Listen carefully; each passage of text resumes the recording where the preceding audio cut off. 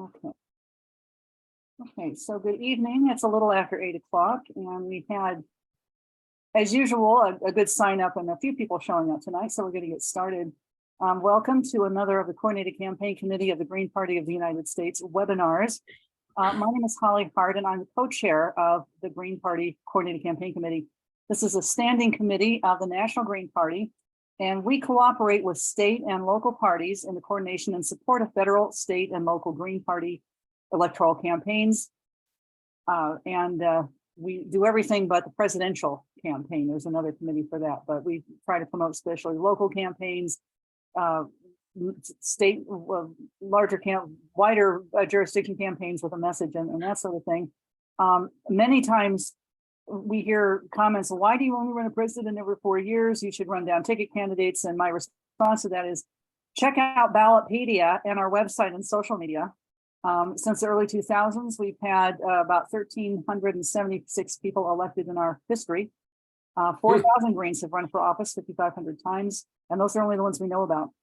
So we put on the Coordinated Campaign Committee as part of our work. We track candidates, and we try to recruit and encourage states to set up their own evaluations of their own abilities, what they can do, and how they can recruit, and how they work with their own ballot access. The requirements and opportunities. And we also have on our webpage, and I'll put this information up in the chat shortly. We have a webpage, you can check out some information. We have a training manual and a few things, and we have a series of webinars. So tonight's webinar, where webinars generally follow a campaign calendar about and touch on various aspects of campaigning. It's I think it's April 28th. I hope I'm right on that. The next webinar is going to be Campaign 101. That was going to be done earlier, and that accidentally got removed from the schedule. So they're going to do that later. Tonight is another extremely important webinar, Treasury 101. Hillary Kane is a former co-chair of this committee and a longtime member of the committee, and has done a number of webinars. This one in particular is good because Hillary has served as national party treasurer as well as treasurer for several campaigns, and so she really knows what she's doing. So again, I'm going to put the resources in the campaign in the chat here. And Hillary, I'm going to make you a co-host or host, and then you can screen share if you would like to do that and get started that way. All right, welcome everyone. So we have a small, intimate crowd tonight. I'm gonna try to keep this brief, and please feel free to jump in at any time and ask questions. My goal here, of course, is to share information and hopefully encourage more people to become treasurers and learn how to do this. It is critical work, and it is often one of the hardest roles to fill on a campaign, and can really delay the campaign of an excellent candidate who just is really struggling to find a treasurer and can't yet get started and off the ground and file that paperwork until they do. All right, so just to do an overview, we're just going to go over some basic aspects of being a treasurer, record keeping, reporting, budgeting, and other issues. And record keeping is really one of the most important and fundamental jobs of the treasurer. Really, it's fundamentally about just keeping track of the money, what is getting spent, what is coming in. I often joke that if you can balance a checkbook, you can do this. And while that is seemingly a adult skill of the past, I don't know anybody who actually balances their checkbook anymore, and myself included. It is good to know, David. It's essentially about, can you keep a spreadsheet? Can you keep a general ledger of money in and money out, and, and make sure you have that documentation and backup in case of an audit, receipts and invoices for all your expenses, donor information for all of your donations, all the money in. That's really fundamentally what it's about. So if you're an organized person and you know how to work a spreadsheet and you're anal enough, you don't have to be crazy, But you're nitpicky enough that you're gonna like make sure you got all your stuff, all your ducks in a row and in files, you're fine. You don't need special technology. I am not and never have been a trained accountant. I've never used QuickBooks. I've done everything, even running the national party, with just Google Drive, Excel and Google Sheets, and that's enough, as long as you're an organized person. So that is really the crux of being a treasurer. The other big important thing is reporting. So first bullet here, every jurisdiction has different rules. So what the rules and regulations are in Poughkeepsie, New York could be completely different than they are in Suffolk County, New York, even though it's the exact same state. I know from my experience in Philadelphia that Philadelphia campaigns have one set of rules, statewide campaigns have different sets of rules, federal campaigns, yet another set. And so you really do have to learn what the rules are for your jurisdiction and the rules for everything. Excuse me. Yep, David, yep. This has to do with the office, the level of the office that is being contested, right? Yes, so running, like for here in Philadelphia, for example, if I were the treasurer of a candidate running for mayor, it would be city rules because it's a citywide office. If I have been the campaign manager or treasurer for someone running for state representative, and even though that district was entirely within city limits, it is still a state level office and therefore governed by state level policy. And those policies are everything from what kind of information you have to track, right? So different jurisdictions in general, most places require that you keep donor information, but in many places it's like over a certain amount, right? So I think in Pennsylvania, it's like $50, right? So if somebody donates less than $50 in a campaign cycle, I don't need to track their information. I can just lump it into sort of a miscellaneous, category, What the definition of donor information varies from level to level. Exactly, right. So, some places will require occupation and employer. Most places will require name and address. But whether or not there's a threshold, like a monetary threshold, when you need to collect this information, what you're allowed to spend money on, expenditures can vary, particularly around things related to the candidate themselves. When I was Sherry Honkala's campaign manager, in her sheriff race, which was city, there were different rules from her state rep race. And it was things like whether or not we could pay her, could we pay her a salary for running for office, which we didn't, but that was one of the questions and things that we thought about. She was a low income woman and she needed money. If she's running as almost like a full-time job, can we pay for certain things? Can she pay for childcare as a working mom? Can we pay for a suit, campaign wardrobe? There's a lot of gray area where things could be allowable expenses or not. And it really just depends on the jurisdiction and the rules. The reporting deadlines, when you have to file reports, how those reports get done, what kind of information. Again, all of those are going to be specific and different depending on. Excuse me, I want to go back again to this expenditures. Yeah. Is there like a designated individual within whatever level jurisdiction you're working that knows all this stuff? Define those where the so again, every place is going to be different, but it's usually either a county board of elections or it could be a state department of state, whoever basically runs elections and collects these reports is usually who sets the policy, and there's some kind of documentation. In the city of Philadelphia, not an individual. It's not an individual, it's some, body. Here in Philadelphia, we have to submit our reports to both the county commissioners who run the elections, but also a board of ethics, which is a separate entity, but they also get a copy because it's sort of like an additional level of oversight. So anyway, again, it's just like every place is different. And so you really just have to know the rules. You just have, you call, like at this point, in my experience, most of these entities, now granted, very, very small towns may not have this infrastructure, but at the county level, there usually is, there's some guy in an office who's responsible for enforcing this stuff.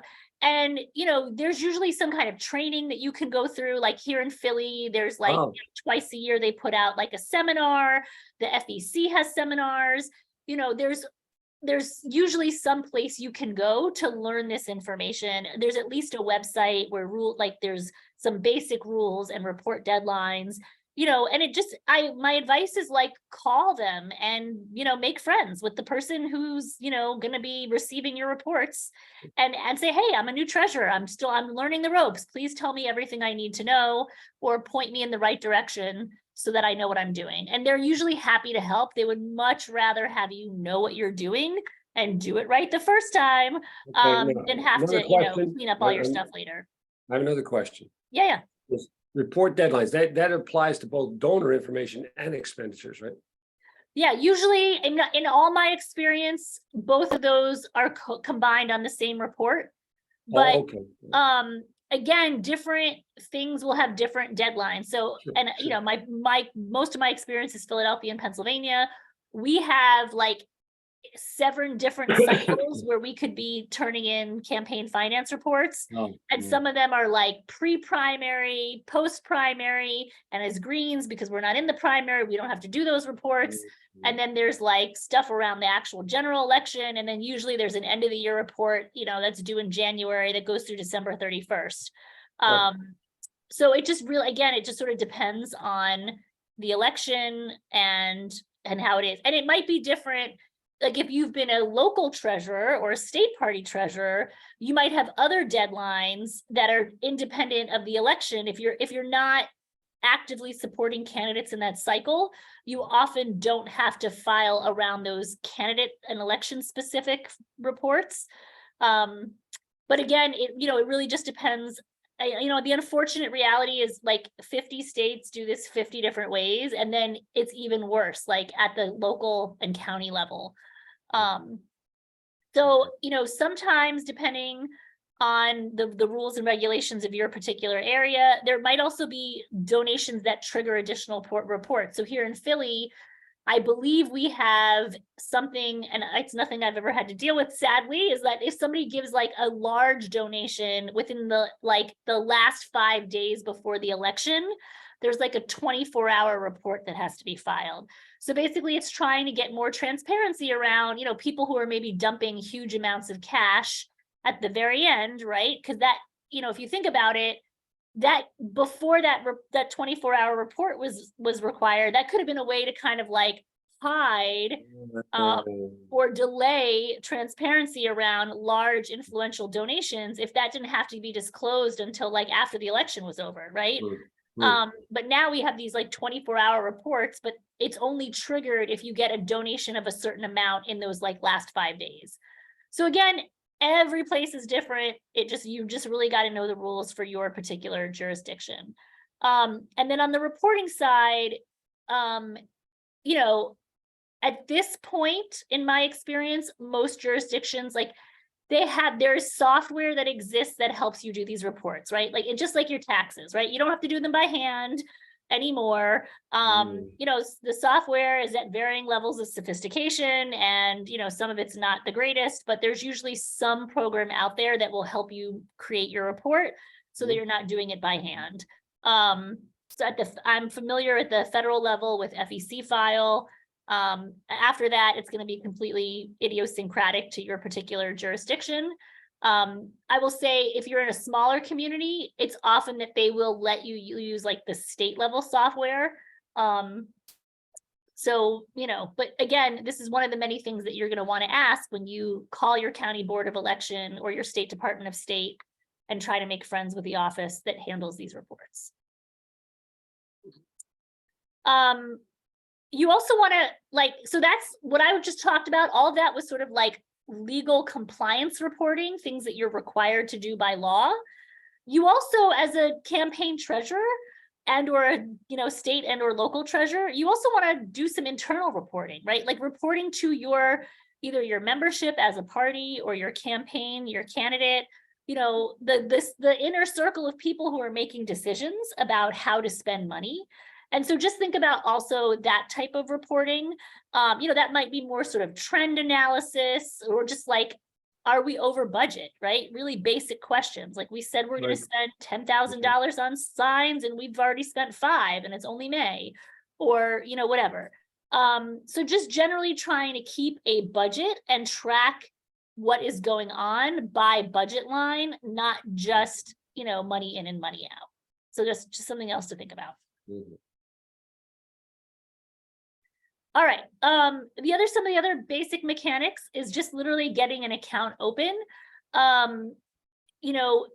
Again, every place does this differently, but in my experience, the general order of operations is that you first are filing some kind of paperwork with your state or county board of elections that creates your campaign as an entity.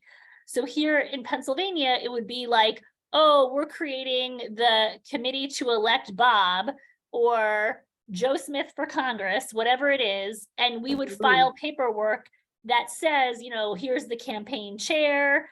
There's usually like a committee, here's the treasurer, here's the address, this is the candidate, what office they're running for. And that in some ways, that paperwork is almost like your articles of incorporation, right? That's the most official thing you've got that says that this ragtag group of people exists as some kind of entity. Right. Simultaneous to that, you can also go on irs.gov and get an EIN, an employee identification number. Mm-hmm. And, this is the equivalent, this is like an organizational social security number. And in general, you will need this to open a bank account. And so what you do is once you get your EIN, and it doesn't take that long, a week or so from the IRS. And in fact, nowadays it might even be almost instantaneous.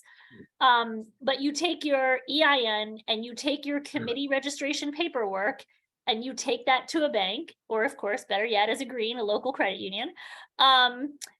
And you can usually open a bank account. Now, in my experience, you will often get people who have no idea. They've never opened a campaign account before. They've opened individual accounts, and they've opened business accounts. And then you come in with this paperwork that they've never seen before, and they have no idea what's going on. But you just sort of patiently explain over and over again what your committee is and what its purpose is, and show them this official looking paperwork, and you have an EIN, and usually that's enough. And so, but it often is, you often do get some bewildered looks because it's just not the most common thing that, especially a smaller local bank will have experience with. I have another question. Yes. I'm sorry. No, it's fine. I'm sorry, but anyhow, so this it says file appropriate paperwork with your state or county board of elections. Now, in New York, we have a state and a county board, both. Is this again something that's dictated by the level of the contest? Yes. Okay. Generally speaking, yes. Okay. So something that's within the county or local still within a county. Yep. Then it's the county board. If it's state senator, representative, something like that, then it's the state board. Generally speaking, that is correct. Yes. Okay. Generally speaking, that's all. Yeah. All right. Thank you. I mean, because I feel like there are things in Philly where we also had to file with Harrisburg, even though it was just a Philly thing, but we could just like send them a copy of the report that we filed locally. Right. So, just always ask. All right. So money matters, which seems really obvious and basic. I think the point of this slide is really, and in some ways this is not so much the treasurer role, but a lot of times Greens, this is just me getting on my little soapbox here about green campaigns, is that we're obviously against big money in politics, right? And we don't want corporate money in politics. But that doesn't mean that all money is evil, and we don't want any money in politics, right? Like I've interacted with far too many candidates who are proud of their $100 campaign. And even in the smallest of small towns, it takes more than that to print flyers for election day, right? Money is not inherently evil. It's how it's used and what the level of influence it has. That's, the issue. So just money is important. And if you want to get your message out, it will cost money, whether you're paying people who are going door to door or people. It is now a big deal to make sure that people's labor is, compensated fairly. Volunteers are awesome and great, but you want to make sure that you're not taking advantage of folks, whether you're printing signs, printing campaign lit, paying for social media ads. Even a grassroots bare bones campaign needs some money. And so just don't shy away from it. Don't think that it's not important. It matters. It shouldn't have an outsized influence on what you do, but it is something that really needs to be taken seriously. And I say this both on the fundraising side, which is technically not the treasurer's job, as well as the management side. All right, I think I'm done with my soapbox. All right.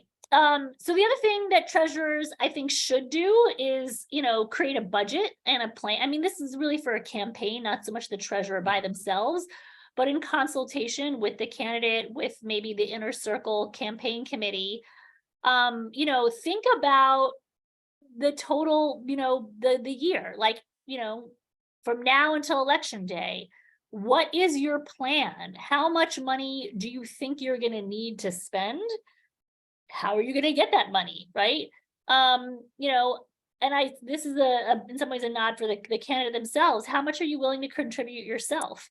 And not that we certainly don't want only people with economic flexibility, shall we say, to run for office. I'm a big supporter of people from all parts of the income spectrum to be running for office.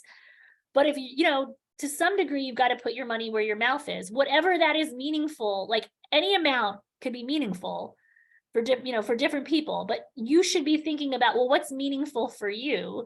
And if you're going to go ask other people for money, how much are you going to be putting in yourself, as well as your own sweat equity and time, right? All that counts. And then what do you need to spend money on? Backwards planning is a great tool. Think about election day. What are we going to need on that day? How much is that going to cost? What do we need a week out for our get out the vote? What do we need the month before that? The month before that? What are the things that you're going to be doing during your campaign, and how much will it cost to do those things? Think about your goals. Are you trying to push an issue? Are you trying to build a Green Party presence in a new neighborhood that maybe didn't have a Green Party presence before? Are you trying to actually win?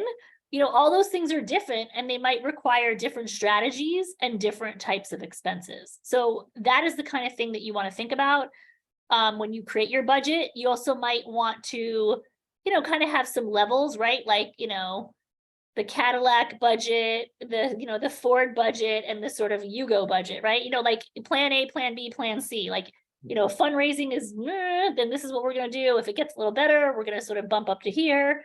And if it is really, gangbusters, we're going to do these things. And realize, it's not set in stone. It is just a plan, but it does help you, I think, organize things in a more effective way. Yes. So the 3 tiers, low, medium, and high. These are probably not, this is not the universe of everything you could possibly spend money on. But this is a pretty good start. And again, sometimes these things are a little daunting to, Green Party candidates who maybe only done really small dollar grassroots campaigns. We have in the past, we have had even at the local level, where we've had paid staff, not necessarily like salaried staff, but, people getting a stipend. When Sherry ran for sheriff in 2011, we rented an office for the last 2 months. There might be printing costs. You might be paying graphic designers so that those flyers actually look good. You might have, like rent for an event space, technology. Are you paying for a website, a database, advertising, whether it's in a newspaper, a billboard, social media? You might need to pay for ballot access, whether that's paying people to petition. You might also have legal. We certainly had our share of legal costs under with her state rep campaign, trying to fight to get on the ballot after, some issues.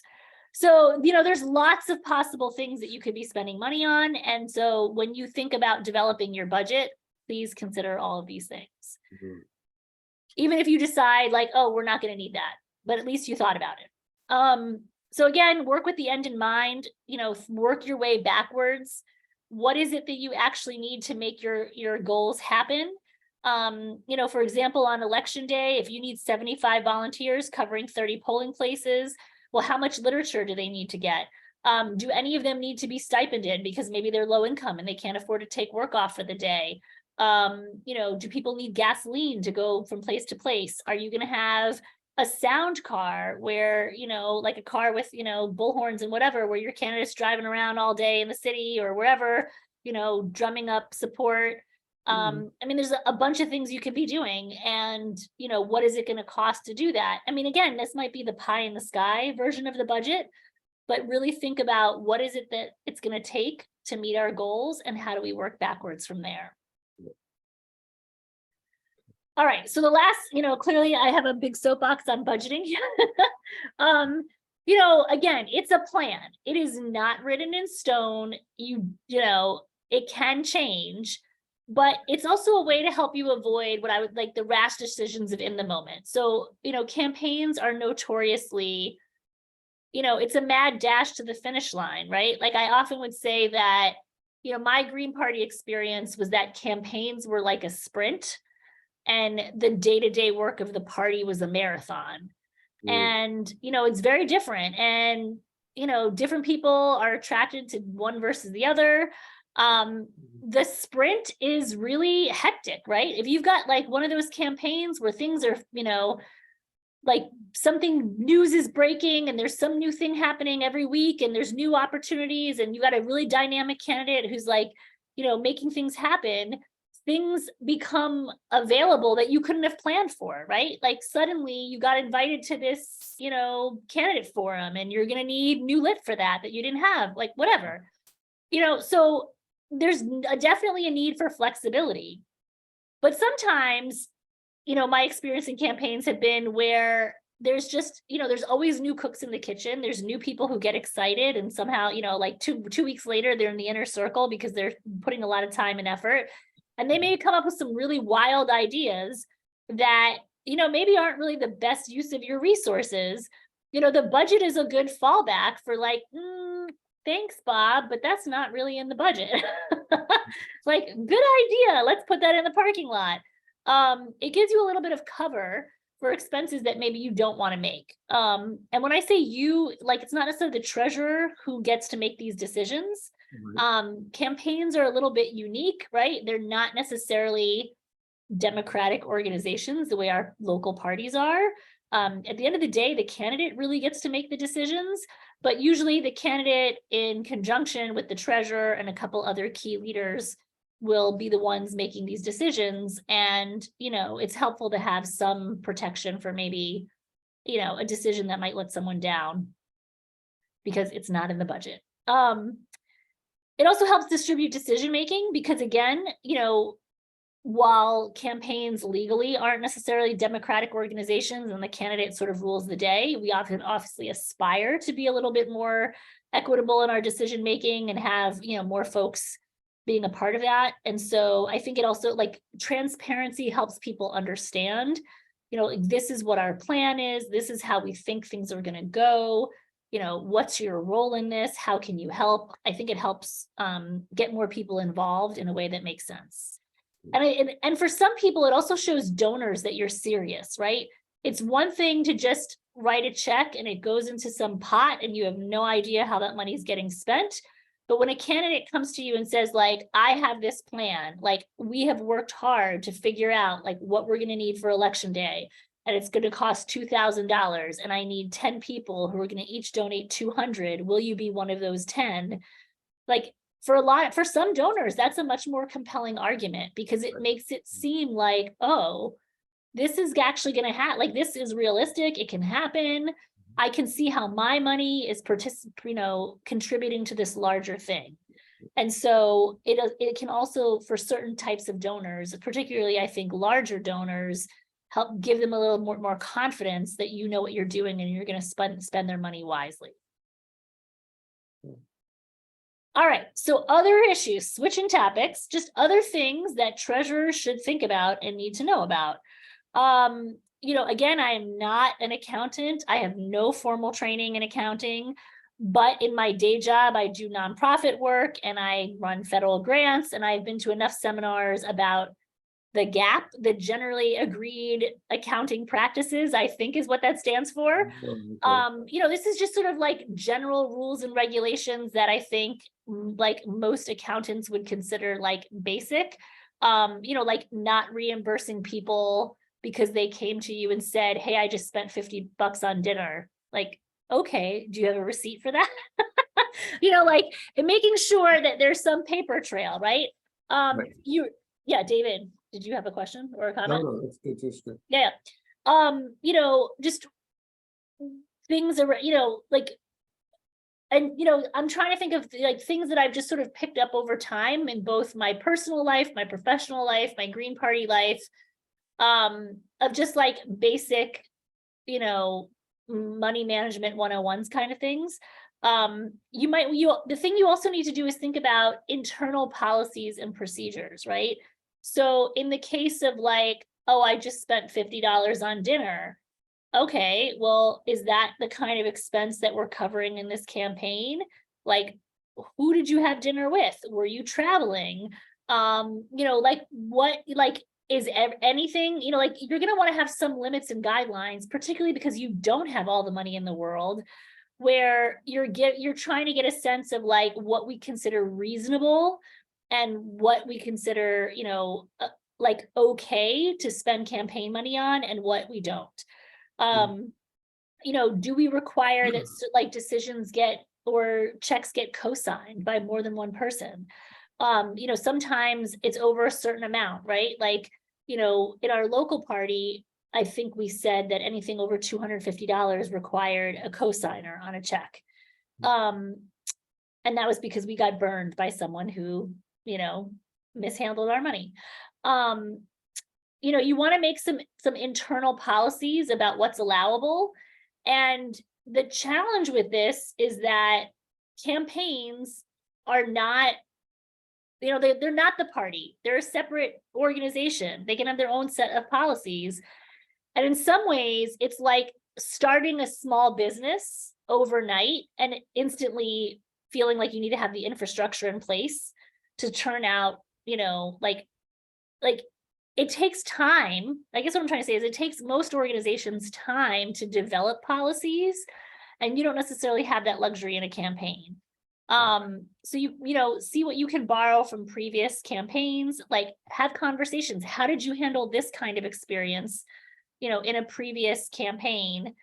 So that you're not just like making it up as you go on the fly, which can lead to decisions that are not, fair and equitable, where you're sort of treating one person's receipt one way and then 2 weeks later, not extending the same courtesy to a different person, even if they did very similar things. And so that's just something that you want to be conscious about.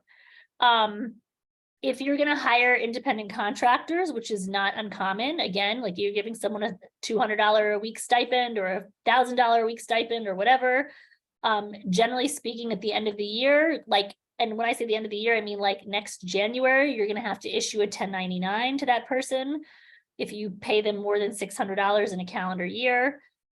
It's not hard to do. Again, you don't need to be an accountant. There's websites that will do this for you for like $4. But it's just something that you need to think about. You're going to want to reconcile bank statements. So like every month, pulling down the bank statement, making sure that everything that is on the bank statement is in your general ledger and vice versa, that you didn't miss, things. Particularly nowadays, it's very frequent and common to have like monthly recurring, subscriptions, whether it's to like, a Canva account so that you can do graphic design, or you're paying for Nation Builder, your website. And sometimes those kind of monthly recurring charges can kind of slip by you because you're not necessarily like getting a new invoice and, manually paying something. It's just sort of direct debiting out of your account. And so you're going to want to make sure you actually pay attention to those bank statements so that you can, so that nothing is slipping through the cracks. You're going to want to familiarize yourself with online payments. PayPal certainly being the most common and frequent. Stripe is now a fairly large thing. At the National Party, we also dabbled in something called Caring Cent for a while that like allowed people to do roundup donations on their phone. There's a whole like there's tens of different things out there that do this. And I'm not here to evangelize on any one particular one, but you know, you're going to have a plan for taking money online. Like there's just no way around that. You might be doing merchandise, you might be selling t-shirts, you might be giving away t-shirts, but you know, that's something that you might be dealing with. You typically also have to track in-kind donations. So this would be when somebody donates either their time or they're donating the thing. So for example, it could be, you know, you're going to have a fundraising event and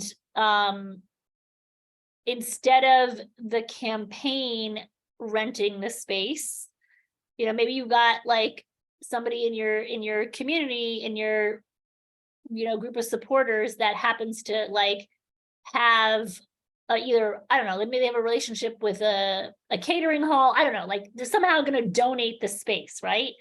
You still have to track that as a donation, right? So even though they didn't give you the money, they gave you something that has financial value and that counts. So having ways that you track that as well, even though it doesn't necessarily go in the bank, most jurisdictions will require that you track in-kind donations.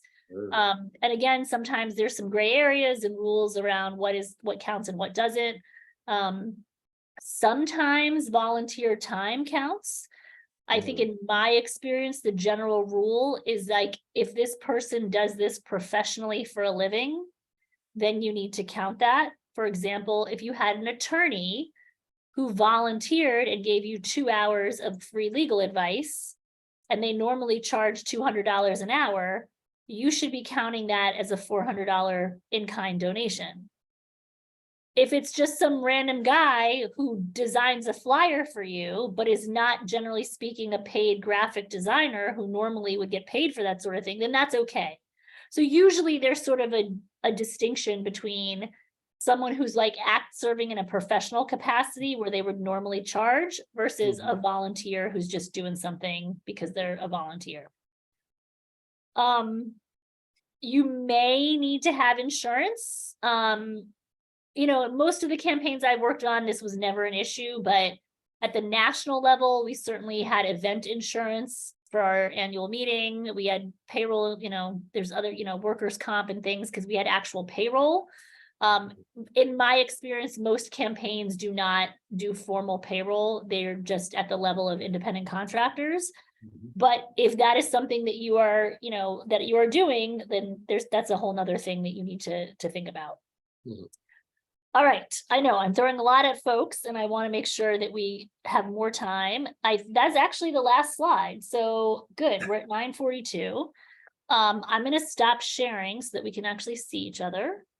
And yeah, if people have more questions, comments, scenarios, I'm all ears. No worry, I had just a couple comments as you were going on. First of all, I think this is a really excellent presentation and worth recording and viewing again because there's a lot of really important information on it.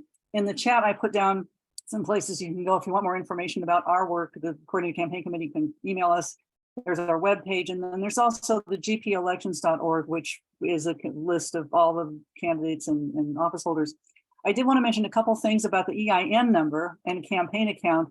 I actually, today you can get them pretty quickly over the phone or online right away. The last one I did was on an iPod in the Hy-Vee Starbucks in the grocery store. So it's not that hard to do. You get the number and then you get the official stuff, but that's not that bad.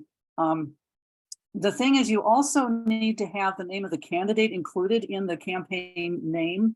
And it can't be something that has been done before. So we had a guy, Gary Klein, was running for city council, and Klein for council had been used. So we had to have something like Gary Klein for city council. That's just, and they'll tell you if there's a problem with that. Also consider the kind of election you're running. If you're running for president or high office, you know, Januscoli 2004, might be, or Januscoli for Senate might be one thing, but if you think you're going to run again, you might not, or if it's city council, you might want to run again. Don't put the name in, or the date in, or even necessarily the office if you think you might run different ones, because you can use that campaign Yes. account again.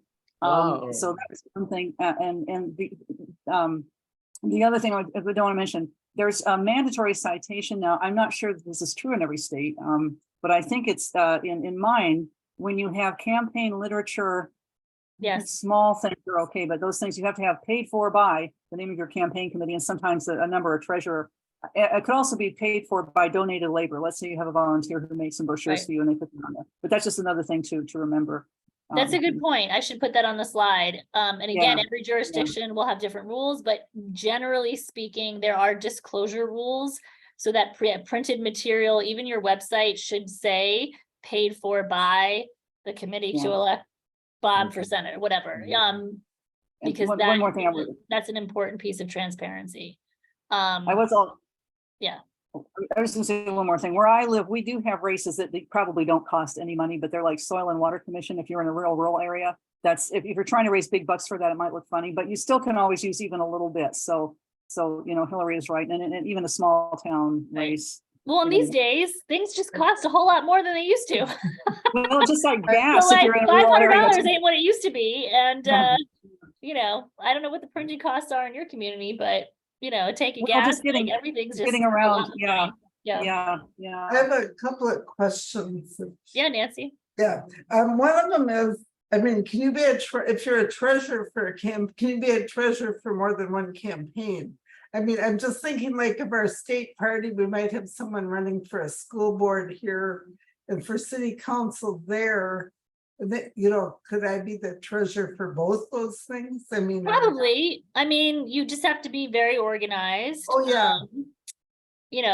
I think depending on, again, jurisdictional rules and what the things are, and I don't necessarily recommend this, but we've also had instances in Pennsylvania where essentially there was a joint campaign almost. We've had some years, I think last year actually, our state candidates didn't form their own separate committees. They just did everything through the state party. And so it was only one person had to be treasurer. Now, the flip side of that is like, I personally was like, that seems very unsophisticated. Like, to me, that's a signal that none of these campaigns are super serious if they can't even get it together to like have their own bank account. But, it is like, depending again on the situation and the context and, what the level, the campaigns are, that might also be a possibility. and the treasurer doesn't have to live in the jurisdiction. does Not it? usually. Usually, I mean, there might be some local Right. rules, I understand that. Right. And then, that's the other thing. So that makes me think of like, there can also be treasurers in name only. It could be that you've got a person, let's say they do need to live in the district, that, somebody's willing to put their name down, but somebody else is going to do all the work, right? I mean, that is a little tricky because the person whose name is on it is the one who will get fined if something's not done Yeah. correctly. But, I mean, sometimes that's just, you do what you got to do, right? Like, I mean, the worst, but I've seen this many, many times before, is the candidate is their own treasurer because they're the one who cares the most and they know what's going on. And Oh, yeah. like, they just don't like, so they have somebody who's like, yeah, I'll be the treasurer on paper, but then like the candidate's really doing all the work. And that's just not good because the candidate should be doing other things, namely raising Right. money and, going out there and shaking hands and kissing babies, but, not worrying about bank statements, but I've certainly seen that before. Thanks. One more thing I just thought of too, on the bank accounts. If you get a checking account, I've always recommended getting the carbon where you got the carbon copy, because then you've always got, I know everybody's doing things electronically now, but just to have, if you're doing checks, even though it will cost a little more, but definitely have more than one person available to sign checks, even if they don't, the treasurer, and then a backup. Right. If it could be the candidate as well, just because if somebody needs to buy a truck, then Mhm. Well, it's also good, like, what if somebody like gets hit by a bus or they have COVID and they're out of commission for 2 weeks or, whatever. I mean, like stuff happens. You know, politics is a rough business and people sometimes clash and then they just like walk off the job in a huff, you know? You don't want to be stuck without anyone who's legally in control of your bank account because you had only one person and that person is somehow, for whatever reason, no longer around. So having a backup, a co-signer is a good idea. In that case, I would recommend the candidate because it's ultimately everything is in their name.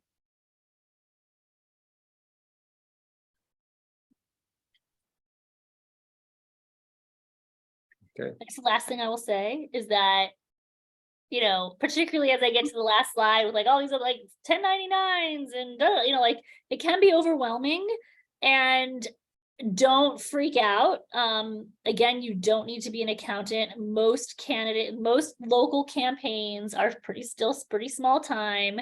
It's not that overwhelming. We're not talking like millions of dollars of transactions, you know, so just like start small, you know, just start somewhere.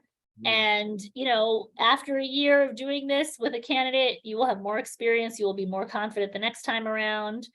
And it will just go up from there. Yeah. And once you know how to do this and you're, you know, the other thing is like, be wary. Once you're good at this, every campaign will come to you.